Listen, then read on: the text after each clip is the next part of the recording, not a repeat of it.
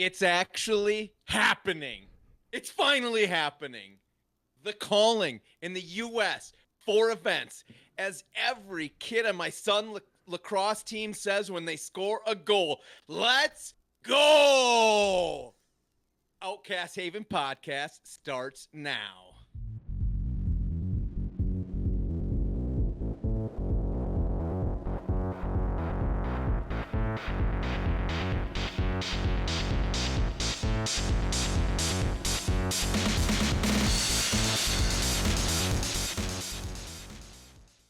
So prior to 39 minutes ago, I had planned to talk about my sealed event and my horrible top 8 mistake. We'll get back to that. The calling, 4 locations, 4. I've already talked to the wife. I got permission for at least 2. I'm trying to get a 3rd. I don't think I can get the 4 in. I just don't think I can swing the 4. But I want 2, maybe 3. Oh, I'm pumped. Yeah. Super pumped for that. Yeah. Yeah. I mean, this is what we've been waiting for. We've been just psyched to get done. We're excited because we got locals firing off. We're up to 3 here in just the Twin Cities Metro, and then we've got 1 in Mankato every week. We've got some stuff happen. Skirmishes on the weekend. Like, we're loading up here in the Twin Cities, and now we've got callings coming. Like, it's time. It's all coming together. This is what we wanted, right? This is what we've been asking for and begging for. And it's super cool. So I immediately just text a lot of people just to kind of I wanted to get a feel immediately of who's going. You know what I mean? So Yeah. I text one of the Kent brothers, Justin and Nick, big time in our Minnesota scene, do very well here. They were already talking about it.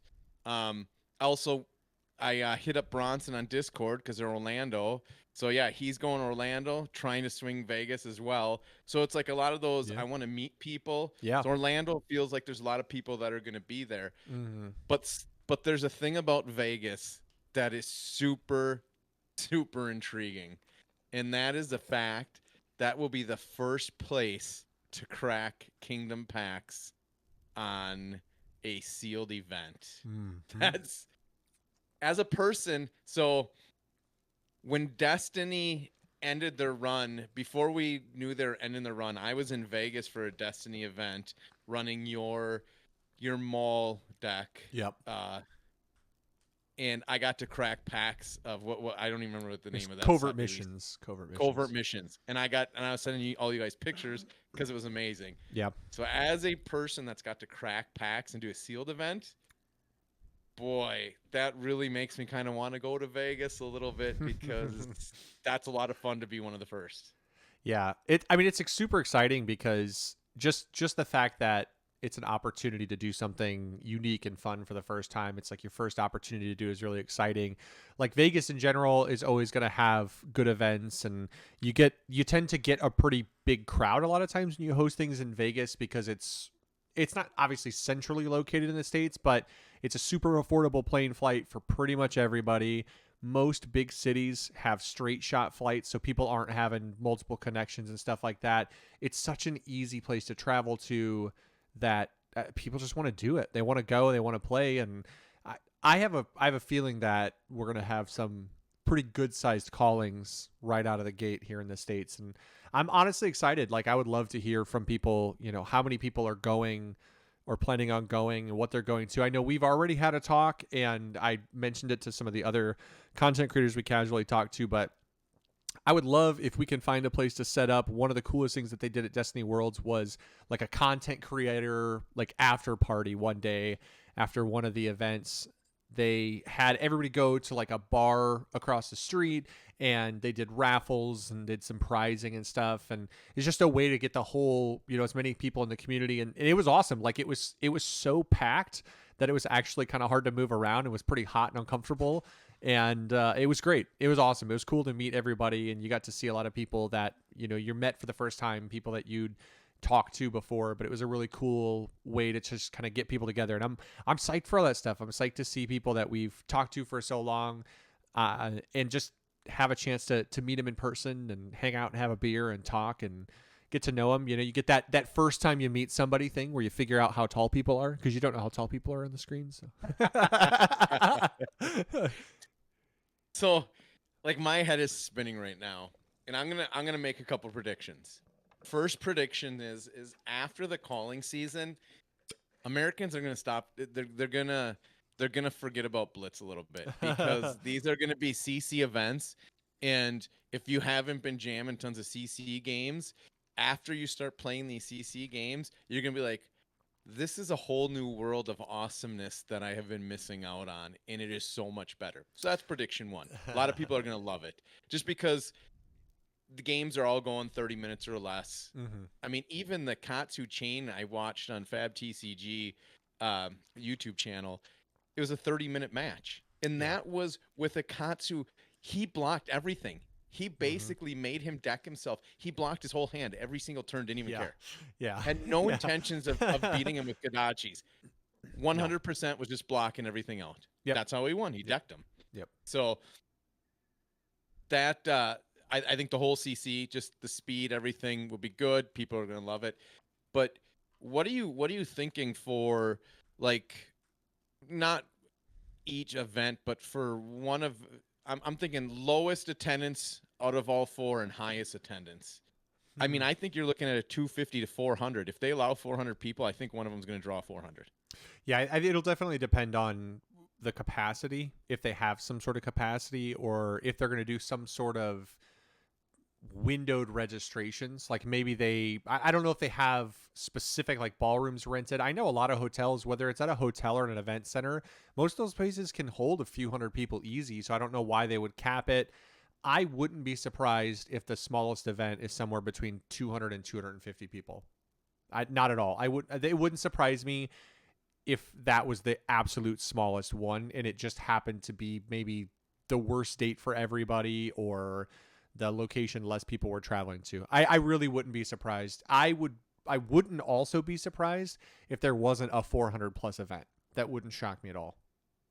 No, I think from what we've seen just locally, the numbers we're getting, and we look at just from a standpoint of driving versus flying, because a lot of people want to bring stuff. So a driving standpoint for us, Cincinnati is only 10 and a half hours. That's a pretty easy drive. I'm driving to Kansas City tomorrow for a lacrosse tournament. That's almost 7 hours. Yep. So that's a pretty easy drive, 4 guys in a car. Pretty affordable. I think they did a very good job. You got one on the West Coast. You got one in South in Texas, one middle in Cincinnati, and then Orlando. And I remember us talking months ago about competing for callings. Yeah. And I said it's going to be tough to compete with Texas and Florida. Yep. And then you always have Vegas. Yep. Now, I thought the calling was going to be Vegas. I didn't know. I would never have guessed they were going to give us 4. Yeah. Never would have guessed that in a million years.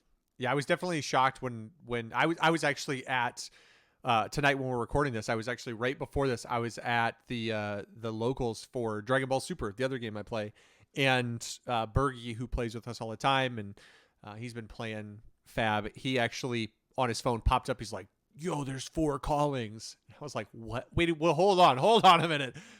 Here, there's 4 callings in the United States. There's 4 callings, or there's like 4 callings scheduled overall, and it's like no, there's 4 in the States, and that's just huge. I'm excited because I think the other thing to keep in mind is that the game is still growing. Like, we regularly at locals, when we've been playing at locals and going to local stuff, there are 2 or 3 new people every week. And obviously if you get 2 or 3 new people, they're not all going to stick, right? You're not going to have everybody stick.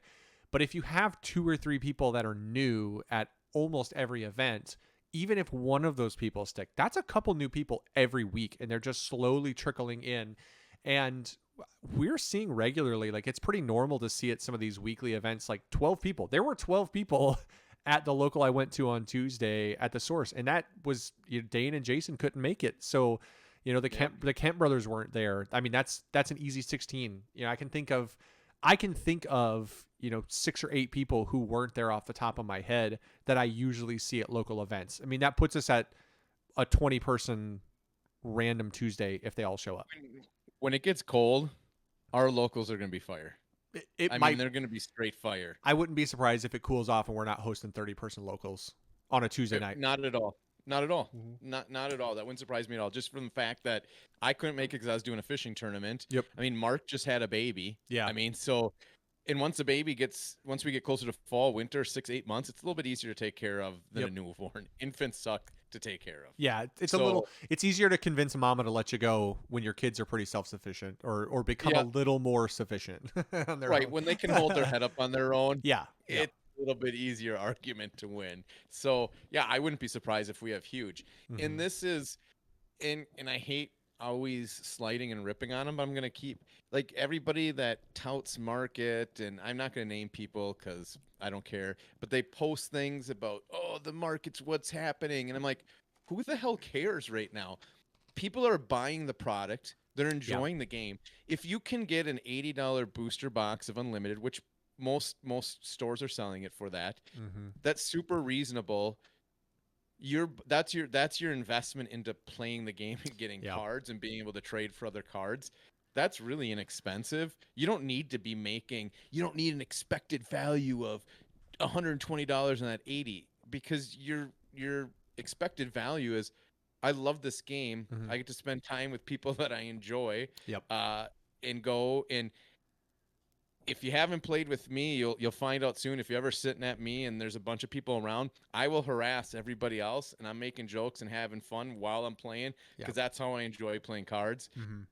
Most people don't get too annoyed with it because I'm not like saying anything game related, just harassing other players, which is a lot of fun. So in a fun way. So because I enjoy the game, so I don't need to make a lot of money or any money on Unlimited, because I buy that to enjoy the game. So this is. I feel like we've come full circle, Blake, of what we were yelling and screaming about back in October, September, November, just dying for this kind of stuff. Yeah, we were begging from then. Yeah. I think that absolutely begging. I think the key is like the whole market thing. I think the concern is that we've hit that point now where it's kind of time to just go, all right, let's put that aside and realize that we want prices to be low. We want prices to be affordable right now, because you have to keep in mind, like, the new player. One of the things that I always find, and we're kind of guilty of it sometimes, and I don't think it's a bad thing, right? You're always going to have people at locals who are naturally more competitive. We were joking this afternoon talking about, in another group chat I'm in, we were talking about something and someone said, well, I don't have the best card for that deck, or I don't have this card. And one of my other buddies was like, confused and doesn't have that card, because I'm 100% guilty of the fact that, like, if I need it, I'm just going to buy it. But that's not everybody. And I acknowledge that's not everybody, which is why, because I like to buy stuff and I flip stuff and I sell stuff, and sometimes I just open packs to get things. If there's a $5, $6, $7, $8 card that somebody at locals needs, I'm not asking for trade value. I'm just going to give it to them. If I have my play set, if it's a $5 Majestic, I'm just going to give it to them. I'm not saying everybody has to do that, but I buy a lot of stuff and I sell a lot of stuff, and I sell on TCG Player, and I sell on market pages, and I have definitely made money in my TCG career because I like to sell, because I overbuy. And I think that it's important to note that not everybody does that, right? Not everybody is a whale. Not everybody buys a case of every set or 2 cases of every set to open. So it's harder for them to put together higher tier decks. So cards being affordable is important to the quality of your community, because people having better decks creates a more even playing field, and they're not getting pummeled every week. And you've got people who don't care, right? They just want to come play locals. They have fun playing the deck that makes them happy. They don't care if it's competitive or not. But then it's hard to have fun if half of your locals is hyper competitive and half of it is all for fun, because those people having fun are going to have a lot less fun when these people mow them down, because they can't own the card that they need to own because it's $100 for a Spoils of War. Like, we need cards to be available to people because their decks will be better. They might still lose every round, but they'll be closer games and they'll feel better about themselves. And you want those people to come back. It's important to have people in the community who are playing for fun, because the thing that people forget is it's like, for every person who buys 2 cases of a set, there are 20 people who only buy one box. And those people who buy one box are just as important and just as valuable to the community. And if prices go too high, they're just going to sell out and leave the game. And I don't want that. I don't want people who can only get one box to feel like they can't play the game. I just don't want that. And so I think we're in a. I think so. My comment was the game is in a great place right now. Great place. I think it's so amazing good. Place. You have your first edition for whatever. Prices are where they should be. They should never have been $500 on release. Let's be honest. No. Should never. There's nothing that's worth that type of markup that quickly. So that's fine. Unlimited is inexpensive. You buy them, you crack them, you have fun, you get some cool pulls, and you can make some amazing decks. And you can go buy Majestics from anywhere from $2 to $20. Yep. And like you said, Spoils of War, can't wait till that's a $15, $20 card or less. Because I have two, didn't realize I didn't have the third for my playset. Huge error on my part. So I'm not spending $90 for that card. But it's really important for Dorinthia deck to have spoils. It's almost essential to have 3 of that in a CC deck. So that's fine. The game is amazing right now. Yeah. Game is super amazing. Like Kingdom, like we're looking at September for Kingdoms. Think of how long we waited from Crucible to get to Monarch. Not even gonna be close to getting our decks ready by the time Kingdoms drops. I'm looking at chain deck lists for CC. They're all good and they're all different. Yeah, they're all over the place. I'm looking at other decks like, why wouldn't you run this? But they're running that. Like Spellblade Assault is super popular. I would never run it in my chain deck, never. But I understand why people would and where they see the value of it because they've tailored their playstyle, their deck for that card, or that card works with their meet and greets and in their rip through realities, and there's other things that are going to trigger off that. But I just love the fact that chain, my favorite deck, and Blake is coming around to being one of his favorites. So different, deck to deck. Yeah. And I think we'll see more and more of that as we get further into more and more releases. I mean, there are some generic cards that you look back prior to Monarch, you had your Majestic generics, but there is good common generics that are going to start making it into top tier decks that we haven't seen before. Yeah. And I think one of them is it's the Tremor one. Tremor got played against me. Yes. Wow. Yeah, I wasn't even going to try to say it. But you play a card from a banish, it buffs to a 6. It's a 1 for 6. Super amazing card. Never even thought of running it because I was so fixed on Runeblade stuff in your typical Majestics. It got played on me. I'm like, dude, that is super spicy. Love that card. Made a Blitz deck around that card. Yeah. Just because I'm like, oh, this is fun. I'm going to make a Blitz deck based off this card. So super cool. And running the ebb and fold so you can actually set yourself out to hit that for 6. So you don't need to shackle every turn, and you can hit your ebb and fold, ebb and fold, yes. Throw in a card into your banished area, pop it out for 3, 4, 5, and then hit that 6 behind it by soul shackling the first. So just a nice 10, you know, and it depends where you're at the game, but God, there's so many things you can do. And just think when Kingdoms hits. Yeah. It's all coming together. Yeah, I think the interesting thing about this is that if you think about it, the way that things cycle, say that because we just have kind of September right now for Kingdoms, say that it's end of September, right? Say that if that's the farthest away date, it's end of September. That means end of August, we start to get spoilers because it's about a month out. So when you think about that, that would mean that we're 2 months from another spoiler season, which seems a month and a half. Yeah. Which seems month and a week. Yeah. Like it's crazy. It's crazy to think that we could be that close to another spoiler season already. And I think that that's good. It's good for the game because it continues to keep this excitement going. New cards are fun to have in people's hands. I think the tempo and the pacing of what they're doing is really good right now. Accessibility to Unlimited is really good right now. Crucible Unlimited, I have to we do this pretty regularly, I think, and we're pretty fair about our criticism versus pats on the back. But huge pat on the back to make the decision, because I think a lot of companies would just wait until it was all done. But to do the waves of Crucible, it's going to make it hard. That first wave is going to be tough to get. But if it does even the little things, right? Think about the little things that first wave can do. Maybe it takes that $90 spoils and it makes it $75. It's still a lot, but now people are willing to spend that money, because now for the price that you were going to pay for 2, maybe you get all 3 of them. And if you have an event coming up, a competition, that's the biggest thing, is you really want those cards accessible for high level events. You don't want people not being able to compete at a high level because cards are inaccessible to them. That's the worst scenario you can have. Playing at locals, it's whatever.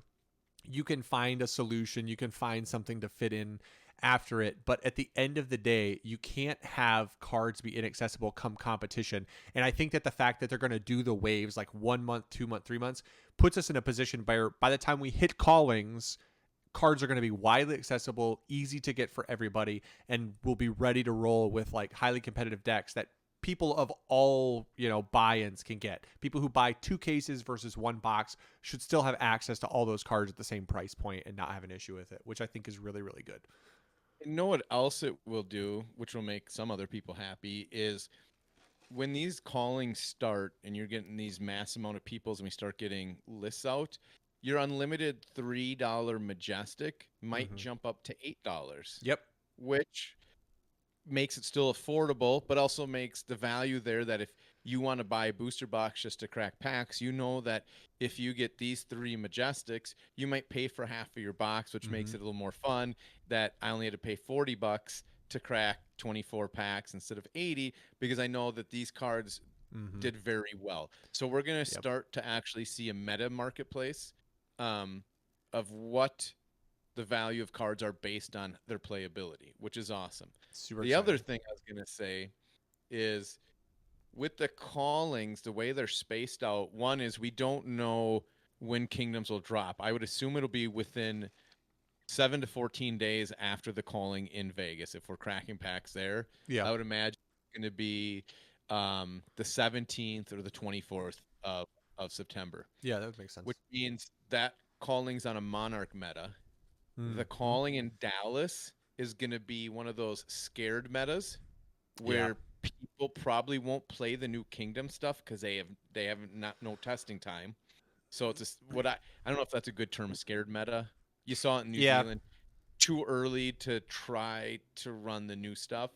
Cincinnati, you're only a week out, so you're still probably on a scared meta. And then by the time you get to Orlando, you might get more of a kingdom meta by then. So it's going to be really cool that all these callings are going to see drastically different decks, I believe. Yeah. Well, and then you'll have like it'll be cool because when major events happen, you definitely have a lot more of ebb and flow. So if you go into a world where we see the top cut for that first calling, and you see a ton of chain, then people might go, okay, well, what's the best deck to combat chain? And then the next one, you'll probably see a shift where maybe the bulk of the player base wants to try and play the deck that beats that deck. And then you have people trying to make the meta call to say, okay, say for example, right? Okay, well, Katsu beats chain, right? Turtle Katsu beats chain. Then people are going to be guessing, okay, well, people are probably going to be playing Turtle Katsu because they think it beats chain. So what beats Turtle Katsu? And then some of the chain players... Bravo. Yeah. Pummel Bravo comes in. And then all of a sudden people will be like, wait, if people aren't actually going to beat Katsu, or they're going to play Katsu, but the deck that beats Katsu there, I could still play chain and have a chance because maybe I don't get paid. So it like becomes this like, you have tons of those questions. And also it adds a layer of things where you start to get that secret conversation going where you're going to now start having people kind of band together in their little groups. People are going to locally do it. People are going to do it with other, maybe other people they know in the community who they've met through Discords or played against. You're all of a sudden going to have these like secret tech meetings where it matters, right? And the thing that I'm the most curious about is every game we've ever played up to this point, or every game I've ever played, one of the interesting things that happened is people start to kind of get into their little crews, and then everybody kind of walks in with like their teams. And then if you're not on a team, then all of a sudden it becomes a little bit tougher for you because you don't have the testing variety. You don't have other people's testing results as widely available. So you start to, I think we'll start to see like these bands of people kind of grouping together all of a sudden and doing some testing and doing some work together to try and prep for these big events. Right. No, it makes a huge difference for any event. And I learned that the hard way the first time I played at a Destiny store championship with no testing, and got hammered, and then start hanging out with you guys, get testing, and you do much better at events and succeed. Because I know for us, we have, myself, you, Dane, Mark I know he'll help test with this, and I'm sure I know Mark will go to these. And then we'll have, Garrett up in Duluth, he stays at my place before we go down to Mankato events. Chris, obviously, even if he can't go, he's going to be grinding games with us. And we will probably have the Kent brothers doing stuff, because we're going to make Minnesota proud. Hey, we're going to bring the best Minnesota players that we can bring to an event. I'll tell you that right now. Minnesota, we're coming in strong. Yeah, we take pride in our gaming community here. We don't play games. Like you hear talk about other cities talking about like, oh, we've got a good local community. It's like, that's fine, but I'm gonna guess come the calling, I wouldn't be surprised if we don't have a local 5 to 7 days a week that we can't hit up. So testing, all of a sudden testing becomes very real when you don't have to just do your group and you're going, I'm grinding at locals, I'm staying after, I'm playing games beforehand. It's testing, and we get a good variety of it. You get different groups at different locations. Some people are only going to come to their weeklies, but I think you're going to see, a lot of people really put in the time, and we're ready to go. Like at the end of the day, here's my thing is I want to win the calling. If I don't win the calling, I want a Minnesotan to win the calling. Somebody who I know I've helped put in the work and I've helped them get there, because at the end of the day, that's what matters to me, is that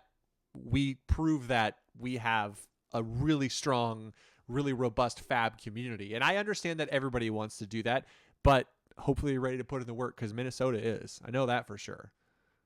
So that's a good segue. We're going to segue to I had a completely different opening for today prior to this release.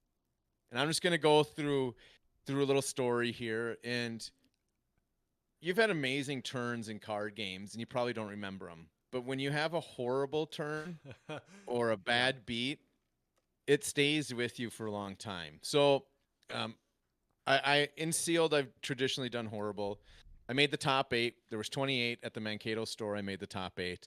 One of the locals there, Tyler, who played Azalea when we first met, super cool guy.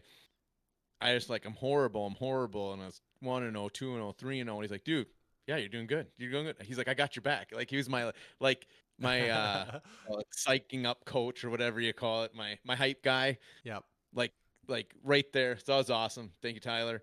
So I made the top cut, and we went from the sealed to the draft. And I love draft. I think I actually can be a very good draft player. I enjoyed it a lot. I drafted an amazing deck, an absolutely amazing deck. I'm very happy with what I drafted. So I played Justin Kent, one of the Kent brothers. Very good at locals, wins tons of events. Very, very good player. Stupid Justin. We had a game come down to I was at 6-7 life. He was at 3. He did his attack. No go again. It was like 6. Took it all. Had a Spew Shadows. I had a Vexing in hand, an Arcane Crackle in my banish zone. So Spews, I could get it out. He was at 3 life. I had 3 Arcane showing. He had no Spell Void. So I won. I'm like, oh, I just take this all. Yep. On Monarch, there's no tricky things coming after. There's no attack reactions. So I won the game. So this is top 8, match 1 against the 1 seed, and I'm going to win. Super happy. And Justin was like, I don't like my build against this. I go, Spew Shadows, grab my card out, play it. He's taken a lot longer than usual to think of how he wants to block it. I had 2 other cards in my banish zone. I was on 1 life because I took his previous attack. I forgot to say the words soul shackle in between my spew shadows in pulling my vexing or whatever one was in my banish zone and putting it up. So I didn't give myself go again. And I blood deaded myself, and I lost against a very, very good player. And you don't get an opportunity to do that too much. And I blame myself 100%. One, because when we play and have fun, a lot of times we're like, oh, forgot to soul shackle, and you soul shackle. So I'm no longer going to ever do that. And if I forget to soul shackle when we play even casually, it doesn't matter because I lost a game because of it. And then I was talking to Nick afterwards, Justin's brother. He's like, I saw it. And he's like, I can't say anything. I'm like, yeah, I would never expect you to say anything. Like, he saw I forgot it. And he goes, yeah, when me and Justin play, we are very hard. We're pretty much assholes to each other to make those play mistakes not happen. I think that's a good thing to adopt, especially now knowing that we have callings to go to. I think we go to asshole city, and it's just like, you don't tick your tunic, you're not getting it. Sorry, you didn't tick it. We're playing big boy games now, playing hardcore, and that was a valuable lesson for me. That just in my head, I'm like, oh, I won. I was super happy. I'm like, oh, I just won. Gonna be top 4, and forgot to say the word soul shackle against a great player. So don't get an opportunity to beat Justin very often. So yeah, it kind of sucked. Yeah, it's really tough in those situations too, because I think, to your point, sometimes you get a little we can get a little loose with stuff when you're having fun and joking, and you miss a trigger here and there. I've tried to be I need to be better about like my shackle, like I was about my tunic for a long time, where I got to the point where I just, if I didn't tick it before I started taking actions, then I just didn't tick it. It was like a self-punishment that I was going to do, to the point now where I never forget my tunic, because I had so many times where I'd realize I was on my 3rd turn and it was still on 1, and I was just like, I can't do this. I gotta do better. And it just became one of those things that you have to just invest the mental energy and fortitude into like punishing yourself, which is hard to do. But I mean, that's just how it is in life. If you want to be good at something, if you want to be good, it's that like classic thing where it doesn't matter what even other people do. It matters what you do to yourself. If you're willing to do it to yourself, then that's when you really, take the next step. Making a mistake, pay for the mistake. You only pay for it once. You quit doing it, and then you realize what happened. You become more aware of yourself, and I think that that's key to just trying to be more aware of all those little things, for sure.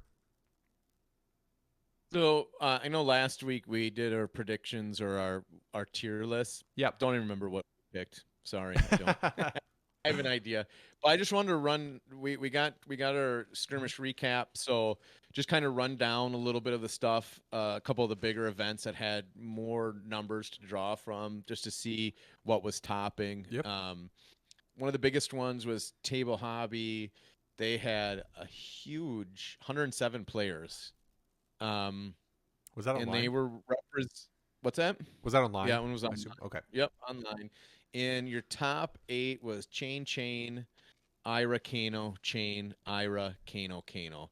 So three Kanos, 2 Iras, 3 Chains. I believe all of those were in our top 3 for what we consider top tier for Blitz. I think so. I mean, I'm not saying we're brilliant, but I'm saying we're not stupid. So Dory took a fall off. I think one reason Dory fell a little bit is she didn't like to block because she could hammer you back. But if you don't block Chain, he's going to hammer you back. Yeah. And then Nourishing Emptiness into Kano. Yeah. So Kano, do some damage, follow up with a Nourishing Emptiness, and have a 5-card hand. And if you're good, you have something in your arsenal. And now you're going with 6 cards. And now Drinthy's like, okay, now what am I supposed to do? Yeah. I don't know if that's the case. I feel that's something that happened. I think that's 100% true for Dory, simply because if you're playing that matchup, like the traditional triangle prior to Monarch was, you had a sense of this idea that like Dorinthia had a good shot at Ira. Ira typically punishes Kano because Kano has a hard time getting enough damage through while not dying from that constant aggression from Ira, and then typically Kano punishes Dory. So it was that classic triangle. And I think Kano getting that tool to be able to get a bigger hand and put a dominate on, because as Dorinthia, you're just, you're used to being able to block with your armor, and you look over in that matchup and you realize, oh no, all I have is bolters. And that's it. It's just bad news bears, because you can't block the dominate, and it's rough. It's already, it feels like a bad matchup, so it makes it a worse matchup. And what are you going to do about that? Like, Right. Makes things interesting. yeah. The other interesting thing is, so I know a lot of them haven't done the sealed format, Yep. but for the top 8, and I'm gonna wing it here a little bit because I don't remember exactly what we had, but prior to the draft portion, I want to say half was Prism in the top, and I think a couple chains and one Bolton and one Lavia. That I not 100%, but I believe that's how it broke down. Okay. And I will say I ran a Prism deck that I had good light cards, but the reason I did well, because I had no Majestics in my deck, so I did not have and I had no red Prism cards. So I was missing 2 items that make Prism good and sealed. The reason I was able to do well is I did get a full armor suite, so I could pitch 1 blue to block 6. Yeah. So I ran a blue heavy Prism, and I relied on Spectral Shields because I had like Rising Solar Tides, Illuminates, cards that when they hit go into my soul. And I had some good 4 and 5s, so just weird block cards, especially with all the 2 blocks. Yeah. You're not if you're getting swung for a 5, most people aren't going to block with 3 cards in sealed. It's just not a good block. Yep. Monarch is definitely heavier on the 2 block than either of the first 2 sets, for sure. That's something that I noticed the more I've played sealed with Monarch, is that you just look at it, and a lot of it is the fact that they're trying to balance out some of these decks that are really powerful, because Chain, if you gave Chain too many 3 blocks, like, it would be a disaster, because then he could play some serious defense early. And I think that that's the thing that we've learned the most, is that the best way to play Chain is just play a few turns of defense, get yourself set up, and then the deck starts to really go, and you start to really pull the tempo towards your side. So they balance it with the 2 block, and I think that that's good. When we went to the draft, that was amazing to do a draft. That was super fun, especially because I'd never done it before. But I was like 95% in my head, I'm looking for a chain card when I open my pack, unless I found an amazing Prism card. But I figured at the table we're gonna have more people drafting Prism, and also my abilities lie in chain because I've played them a ton more. So my first card is a Blue Seeds. I'm like, well, that just speaks weight. Blue Seeds, your first card. The first 3 cards I drafted were Blue Seeds. Yeah, I mean, so in sealed, that's I didn't even money. care. Yeah, I'm like, it's blue, it's seeds. There's gonna be plenty of attacks that come around. I'm taking these Blue Seeds, and I got to, the last 2 cards. You have no choice. You just kind of get what you get. So but I only ended up with 4 cards I couldn't play in my deck. And I had an astronomical, like, high 20s of blood debt. I got to a point where I'm like, ooh, I have drafted too many blood debt. I might kill myself. But, a lot of them were non-attack actions. And, yeah, so I was a little disappointed. The whole Soul Shackle thing, I had a great deck. But the Prism imbalancement in sealed, I think, can be solved in draft. Yeah. Because the final 2 was Justin, who beat me with Prism. And it was Kyle, our local brute player, who drafted Lavia. And he got all the good cards because nobody else drafted her. And he made it to the final. So it was Lavia Prism finals for the top 8 draft. So it just shows you sealed, more than likely going to default to Prism if you have bad cards. But draft, you can kind of go anywhere you want. Yep. You got to get a better read on the room, and got to get a sense of what you think people will take. You got to get a sense of what your pack looks like and what you think will come around. I know that pack 1 pick 1 was pretty cool from LSS. Like, hearing everybody's logic behind it was really cool. I really enjoyed those, and I think it's good for draft. I like I like that style of mixing things up. I know personally I'm excited for the fact that at the callings They'll hopefully do some of the team sealed. They'll do draft events, and hopefully it can just be, a Friday, Saturday, Sunday super extravaganza of just, one after the other event. I'd be more than happy to do that. Just a full weekend of nothing but fab. Yeah, that's what it's going to be. And the crazy thing is, the first weekend, everybody's going to try to register for the kingdoms, but then you're going to be playing kingdoms for the next whatever ones you'd go to. Yeah. The next 3, there'll be kingdom stuff. And I will say this, with LSS saying kingdoms is going to be the ultimate sealed format, like learn the sealed and learn the draft now, because Monarchs is a hard sealed set. I think that's a pretty well consensus set. If you get bad cards, you can't win. Yeah. So I was very happy to take no red, illusionist cards and rely on my armor suite. Mm-hmm. I played ultra defensive like I never have, and I made my spectral shields, and I'd swing them for 4, and they would help me block, and then I'd make another one, and that's how I played, and that's how I won. And even the games I lost were 1-2 health. The other person's at 1-2 health. I just didn't have that red phantasm card to go over the top. The big closer. And in the mirror, I had 1/6 attack. That was it. That's all I could shut off the other person's phantasm. I had 1 in the deck. That's all I drew. That's pretty brutal. So yeah, I was happy. I kind of broke that bad streak of sealed, and I feel much more confident in it. I did just talking to Dave from Australia, Kablamo on Discord. He just said find your win con, and my win con was my light cards. So my win con was hitting with my solar tides in my 4s that didn't have phantasm, was my 4 and 5 attacks to go in soul. So I built the deck around that with a lot of blue. So that was my win con, because that's all I had with it. And I stayed true and blocked like I've never blocked before, and it worked out. So if I can get by the curse of sealed, anybody can get by the curse of sealed. So what you're saying is now that you're past it and we're moving into the calling season, we can go ahead and keep you around for the team sealed. We don't have to try and convince the Kent brothers to split up.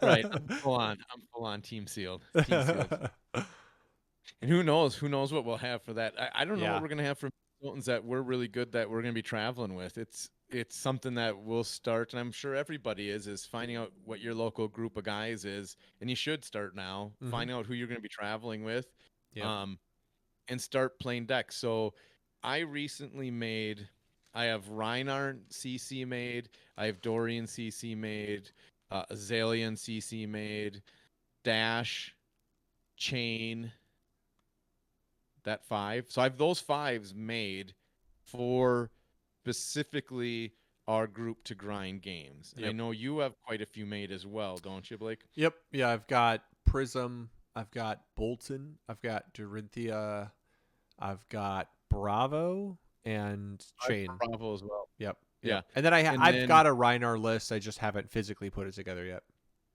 And then Dane, I know he's got Katsu around somewhere. Garrett, buddy Garrett comes down from Duluth. He's got Katsu and Bravo made. So just a group that we play with a lot. You have to have all the decks because they will all be represented. Viserai is going to be there too. So somebody's got to. We're going to have to get Dane to make the Viserai, the Arcanics Viserai deck. Yeah. Hey, what is Rob doing? We should invite him in there. Look at that. Rob is in our chat. Invite him in. Let's get I want his impression. Should we get an instant impression from Rob? We can see if he wants to jump in. Yeah, have him hop in if he wants to. You there, Rob? Yeah, I'm there, man. I'm so stoked. I can barely even figure out where I'm going. What's going on? What's up, man? How's it going? Surprise visit from Rob. I saw him in our battle channels. I'm like, I'm grabbing him.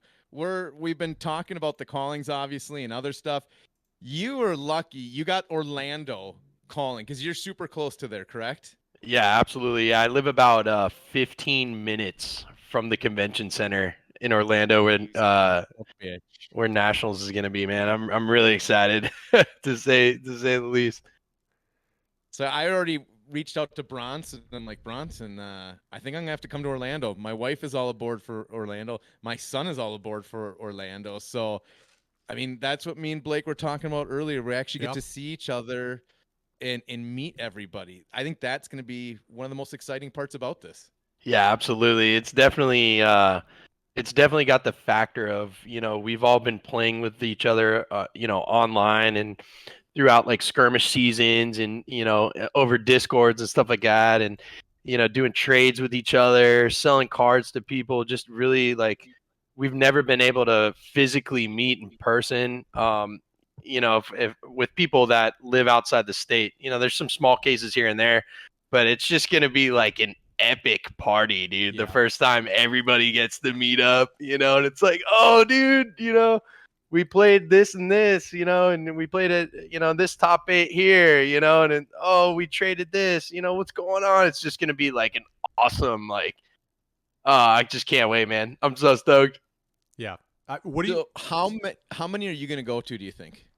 How So many will you go to? yeah, I definitely just I paid for all of them and booked them all. Now another thing that we got to think about as well, I think everybody in general was just thinking that there was going to be one calling. So Yeah. it was definitely like a big surprise to everybody that there's going to be 4. Um, but another thing we need to think about is that there's going to be a whole road to Nats circuit as well. Yeah. So like, in my best guess is that Road to Nats tournaments will be held at like LGS's, around the country. Probably a lot of them. So I know a couple buddies, that we play locally that are on the team or whatever, and I know a lot of players, in the community. We're gonna try to hit as many of those as we can as well. Yeah. So I have a credible source. Sorry, Blake, I've interrupted you twice. No, you're good. You're good. I have a credible source. I'm not going to say anything because this is all like hasn't come out, but there will be a road to nationals in Minnesota for sure because my source has already been contacted by LSS to host one by the sounds of it, and they're going to be working that out. So yeah, 100% what you said, Rob. I think all these states, and they're going to take the biggest store in the area or who's supporting the game the most, and they're going to get the opportunity to host the Road to Nats. Yeah, that's it's just, again, I'm like getting goosebumps right now because like we've been playing for so long, and I know you guys are, invested just as much as I am in the game. Um, this is just, it's like Christmas morning as a kid. You find out that finally we're getting, the circuit, right? The calling circuits. We get the nationals announcement. Road to Nats is the satellite tournaments leading up to it. So, those are going to be popping up any day once probably the skirmish season closes. And it's just so exciting. It's so exciting because the fab community is so like tight. You know what I mean? Yeah. Like everyone for the most part, especially the players, are just like close. Players are waking up at crazy times in the morning to play like overseas skirmishes or just going to locals and this and that. I mean, you guys play like every Tuesday night on stream, right? Like Yeah. for how long? Since like forever, man. What number are you guys up to right now? 40, somewhere in the mid 40s, I think. Yeah. Yeah, that's Yep. nuts, man. That's like every week, dude. The dedication is sick, but it's just like I know when talking with you guys, when like in-person play came back, you guys were super stoked, to go like hit some of those events up and stuff like that, and it's just really cool, man. Everybody in the fab community is like super tight. It seems so far that we've had nothing but like positive people in the community. There's been a couple, one-offs here and there, but compared to like a lot of other really popular games out there, it's just like all the positive without like a lot of the major negatives that like other game communities have. It's pretty sweet. Yeah. The community is super close, and it feels like anybody who wants to is kind of invited in. Like a lot of games have like their inner circle, you know, you kind of have to be like part of the club or the cool kids crew, and you have to do something to earn your right. But it definitely feels like in Fab, one of the things that's great is people are really open and inviting. I know one of the things that a lot of people pride themselves on is just taking the time and energy to be really patient with new players. You know, we've said before how much, you know, we appreciate, like, you've streamed so many games and played, you know, more new players than probably half the community has, if not. You're probably like the guy who plays like new players the most because of all your skirmish games, and you know, you're so patient, you take your time. I know at locals we pride ourselves on, if somebody wants to just come and play, it's like, people have decks, we will literally show up an hour early and we'll teach you the game, and then you can play in the event. Like, we're happy to do it. People are super patient, and I think that that's been the Fab community overall. It's like people are just excited to play the game. People are just excited to get out and compete, and you know, it's exciting that it's coming true. You know, seeing the tiered system with OP was really exciting because it just meant that it was real. Like, that was like the, you know, beyond skirmish season, it was like, this is real. Like, this is actually going to happen. And then now, like, to your point, Rob, it's like kids on Christmas morning. Like, it's not just real because we have an OP structure. We have scheduled events. These are real, actual things happening that we get to go do, and it's exciting. So exciting. Yeah, absolutely, man. I can't agree more. I mean, you know, and you guys, what you guys have done for the community is huge, man. You know, right when I was getting into the game, you know, you guys were like one of the only channels, you know, players, content creators out there actually playing the game and, you know, diving into like actual gameplay, which is, from a player standpoint, like that's what you need when you're getting in the game, you know. The box openings and stuff like that, that's great, you know, and I'm not like throwing shade or anything towards that. But like when you're a player and you're getting into the game, you know, you want to get competitive, the first thing you want to see is gameplay. And like, Mm-hmm. you know, I remember just watching your guys's, you know, streams, like, all right, this is how the game's played, you know, this is really cool, you know. So I can't thank you guys enough for that. Oh, thanks, man. That means a lot. Like, I know that's been like that's all we've wanted from the beginning. I know we got into this game, and you know, we always talk about the, you know, the regrets of the early sales on stuff, but you know, we were flipping cold foils for however much, Yeah. just because we wanted more cards. Like, we just wanted to play the game. That was all that matters to us, was like playing the game, and it's exciting. Like, I'm really pumped. So, question for you, because Jason and I gave our, you know, our guesses and our estimations. What do you think? What would your best guess be if you said a small calling? Like, what's the smallest you think a calling will be, and what do you think the biggest potential could be? So I think, you know, without like, you know, saying too much information, I think the cap on like New Zealand callings, or like over in Australia, those callings, I think the cap on those are like around the 250 mark. Mm-hmm. But from, you know, I've heard that there's like maybe probably going to be around like 1,000 or plus players, you know, or attendees in these callings. It really depends, you know what I mean. I think Yeah.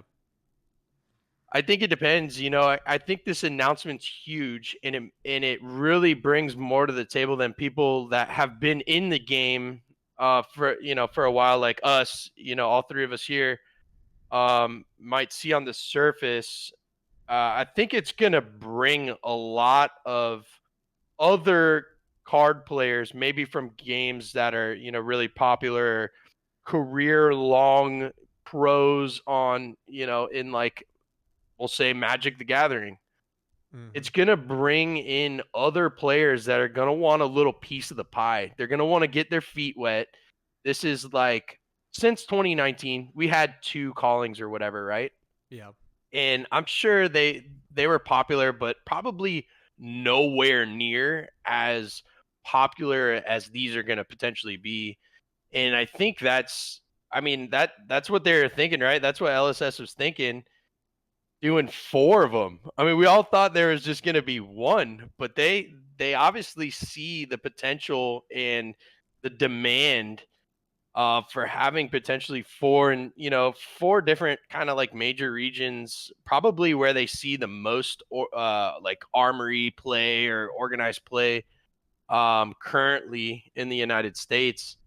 So I don't know. I think we'll probably see, my best like prediction is we'll probably see a calling with like, my guess is like anywheres from, I don't know, we'll say on the low side maybe 800 players to like maybe like 1,000, maybe 1,200 at at the height. You know what I mean? I don't know. I mean, GPs, are massive, right? Mm-hmm. And I know Magic recently kind of like dismantled the organized play system, for their game or whatever, and I know the whole virus and COVID and everything had like a big major factor to play with that. But you have a lot of card game players in general out there that are just thriving for competition, whether it be Magic, Pokemon, Yu-Gi-Oh, Dragon Ball, whatever. People that are just new into the game, but that are just like competitive people by nature, And this is Mm-hmm. like the first like circuit kind of that we're getting, that's going to be really popular. Like I said, the 2019 callings were kind of, they were popular, but the game was so new that not a lot of people knew about them. I think we might see some players that just might dive into the game, just grind out CC games for 2 months leading up to a calling every day. And then because they've played for the past 15 years on pro circuits or grinded out GPs, they're actually going to be phenomenal players, and that, they're just going to show up to these events. Yeah. Yeah, I think one of the things we even talked about that's super interesting is the potential of just the fact that the game's still growing, right? I mean, it's only June. So even in that few months, you're going to have people like, to your point, that maybe they're not even pros, but they're just lifelong players in other games. They've been playing TCGs for 20 years, and they could pick it up and maybe get competent enough to go to one of these events and have a shot at something. And LSS does an awesome job with their pricing. Their pricing is killer at these things, and they do a really good job of creating good side events with good pricing and stuff. So there's nothing but incentive for people to come play and compete and try to do well and just get their hands on that pricing. Because in Fab, one of the holy grails is one of those gold foils, right? That gold cold foil, man. Ooh. Oh yeah, I know. You guys would love to get. I would love to get my hands on one. You know what I mean? That's just like, that's the trophy, right? As a competitive player, you just want to get one of those. Make top 8, or if the stars are aligned and you're playing really well, maybe even win one of those like coveted gold tunics. Oh, Oh that man. would be so sick. I wouldn't argue if I don't often change my Facebook profile picture, but I'd consider it if I had a picture like Jacob Pearson, like holding up the trophy. Oh yeah, so epic, dude. I mean, just like a action shot, where he's Yeah. just like so consumed in just emotion after playing, I don't know how long that tournament was, like 10 or Yeah. 11, 12 hours or something. Just, you're just mentally shot, for multiple days, and then everything just kind of consumes you, it's Yeah. really cool. Yeah. I'm curious, do you know if, because the top 4 were getting gold foil cards, but have they done in the past? I was looking at the format. After 7 rounds, they cut to 64 for the last 4 rounds of Swiss. You're saying, okay, so like in a calling, they do Yep, in 7 the rounds of calling, day 1 is 7 rounds. Mhm. Day 2 is the last 4 rounds, but it's only the top 64. Hmm. Yeah, I don't know off the top of my head. I don't like have that information.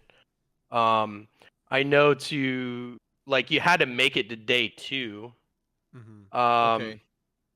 yeah, I think 64. I want to say 32 almost. I don't know what it was, but there was a certain cutoff, right, to make it Yeah. to day 2, and a lot of players Okay. didn't make it. I know in one of the streams recently that I watched, I think it was like a Dice Jar stream. I think like Jordan, one of the commentators, like had mentioned what it was to like make it to the second day, but I know, obviously you like had to do very well in Swiss to make it to the day 2, and then there was like a draft. I don't know if there was one draft or two drafts.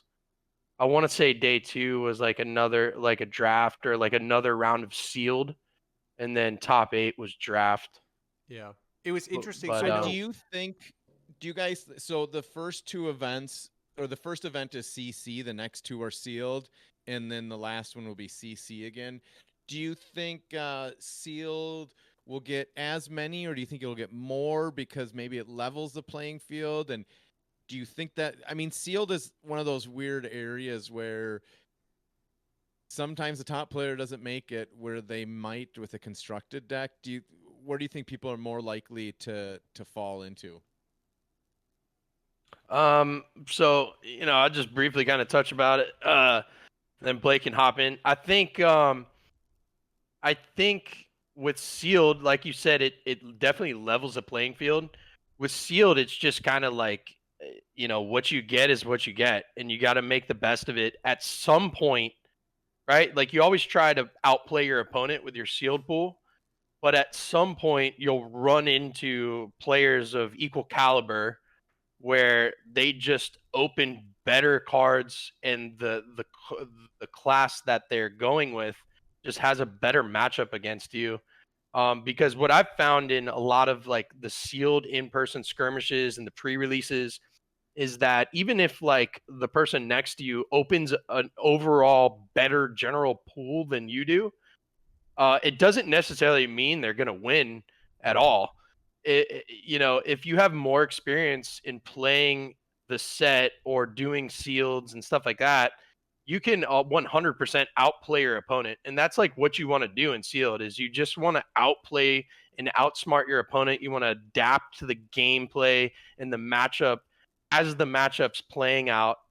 They're like, say if you're we'll use Monarch and Chain, for example, like, and your opponent's on Prism, like you can just like, if you open up a dimensional crossroads, like maybe your game plan is to not shackle every turn and you're just going a little bit more conservative and you're trying to get that dimensional crossroads out and play more of like a control-y, ping arcane damage as opposed to like, the traditional like, you're just trying to go balls to the wall, aggro, kind of make a bunch of shackles.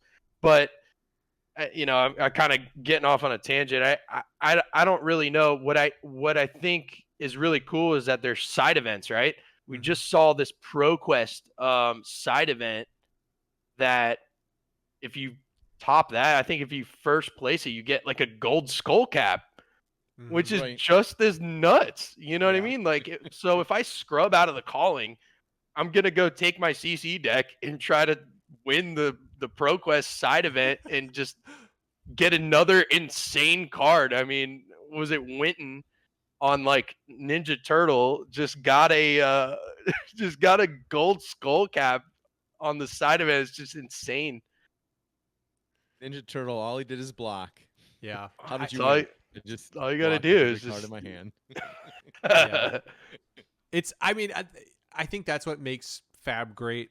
And in the end is that this game is so good because skill does shine. And to your point, Rob, I think there are times where sometimes you just have to read game state and try to figure out the win con. Your win con changes. Like I played in a sealed event where I was playing Chain, and I know both my opponent and I, it's a mirror match. Like you're kind of racing each other. He got to 3 shackles, and on his 3 shackle turn, he whiffed on all 3. So I just kind of hesitated for a second. I thought, man, if he misses next turn, he burned a quarter of his deck easy. So that kind of incentivized me to reconsider going all in on the shackle. So I waited one more turn. He went to 4 shackles because at that point he's committed to it, and he whiffed on all 4 shackles. So it's like that's 7 cards from his deck gone. yeah. And my win con now becomes don't shackle, block out, swing once, and pass turn. And I think that the adaptation to the game state is huge in sealed. And it's funny because we have a lot of proof that the best players don't necessarily win sealed events all the time, but the best players are definitely always represented. Like they're always represented no matter what. And I think that proves that Fab is a skill intensive game that rewards people who pilot correctly and read game state correctly and understand the matchups and understand the card pool. And it just becomes one of those things where I think sealed can have just as many people. I wouldn't be surprised if CC has more, just because it would be the first opportunity to like play classic constructed in a major event. And, you know, I wouldn't be surprised if the first one's the biggest, purely out of excitement. Like everyone's just so excited to get to a calling that they make it work. But I'll be interested to see sealed. I'll be interested to see how I think these are the events that to some degree are going to start to shape the competitive scene in the United States. And you're going to start to see names maybe pop up at all of the callings. And you're like, man, I never saw this guy's name. I never saw this person's name at a local event. I never saw them at a skirmish. Their name's not even on the charts, but you come to find out they just love the game. They play at locals. They've been grinding super hard and they showed up. And then all of a sudden their name is up there in the top, 8 at every calling. You never know. Like it'll be super interesting to see results. Like that's the thing I'm most excited for, is to start to see results, real competitive event results. It's happening. I'm fired up. Well, this episode went a little bit longer than we thought because Rob was just stalking us in the voice channel, and I saw him flash, and I'm like, I gotta get Rob. We gotta have him on here. So, Rob, thank you for coming on not even a short notice, a no notice, and just hopping in and chatting with us, because we love just to chat with you. That's awesome. Thank you, dude. I appreciate you guys having me, man. I think us as players, I think everyone, like we talked about earlier, is just really excited right now. So I'm just kind of going through all the Discord channels, seeing who's hanging out, to like hop in and hype it up. And it's just like, all right, this is finally happening. It's gonna happen. We're all meeting, face to face at some point. We're gonna have a good time. It's gonna get there. So I really appreciate you guys bringing me in. Blake, you want to take us home, buddy? Yeah. Rob, thanks for joining us, man. Seriously, we do appreciate it a ton. We're so glad you're on. Everybody, thank you for listening. Like Jason said, we know it was a little long, but we're talking calling. That was basically this whole episode. We had a little break where we talked about something else, but it's hard not to be excited about it. If you haven't liked, if you haven't subscribed, we'd appreciate it. We try to post regular content. I know we're getting ready for our Deck Tech 2.0s. We've had a chance to just keep testing, so those will be coming out here soon. We'll continue to do our live streams on Tuesday. We're over on Twitch now. Hit the bell. You can get the notifications. And just know that going into the calling season, we're going to be ready to go. Road to Nats, we're going to cover them. We're going to make sure we do those things. We might do special episodes to talk about like Road to Nats preps. We might do special recap episodes. We might have to have Rob come on and hang out with us and talk some competitive scene, because it's time to grind out that competitive game and just be in it. So everybody, thanks for listening. Thanks for following. If you have any comments, suggestions about things that you think is coming up that we didn't talk about, we'd love to hear it in the comments. We always appreciate it. We'll talk about it next week. We'll definitely shout you out, because we love to shout people out. We appreciate it. We love the community. So thank you guys for following. Thank you guys for hanging out, and we will see you next time. Peace.